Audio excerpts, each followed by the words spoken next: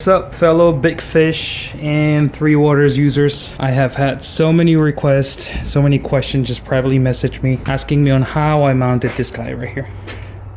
So this is the big question. I keep getting this question, and I not that I'm tired of answering people's questions, I thought it might be a little helpful if I made this video and put it up on YouTube. Pretty simple.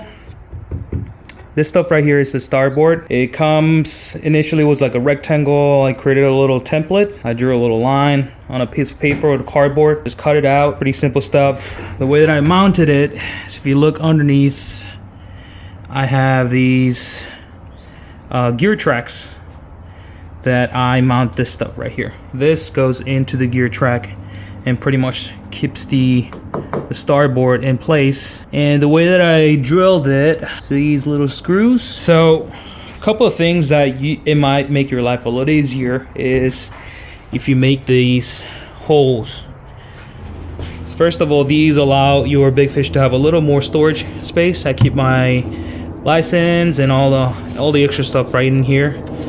But this also allows you to have access through the hull of your kayak. I'll put down in a video link in the description on how to mount the backing plate for this gear track right here. There's a way to do it with a bungee cord method where you don't have to have your physical hand right beneath it and trying to give support so you can screw things in. There's a way to do it with the bungee cord, so you basically have your bungee cord go through the hull, and that way you can put your backing plate. I think the backing plate is not necessary, but it's just I did it just for safety purposes, just in case my trolling motor, which is right over here, this guy, boom, bumps into a rock or something and doesn't tear things apart. I also installed this so that I can hook it into my trolling motor, so that way when I'm sitting down, I can just simply take the stuff out, pull it,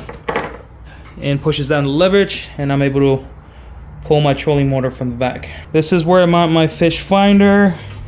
Having access to your hole allows your cable to go through as well. Someone asked me the other day what this is. You know, this is where my active target, where my sonar goes in, and this is the plate where my trolling motor goes in. You might have to shorten your shaft to about, I believe I made mine to a 36-inch. It makes it possible so you can keep your drive at the same time. So that is it. Let me know if you guys have any question, all right?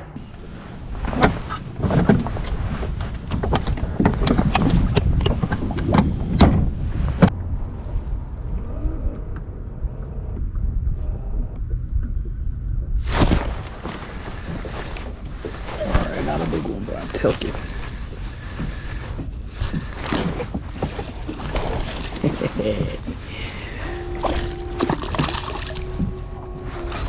Down there.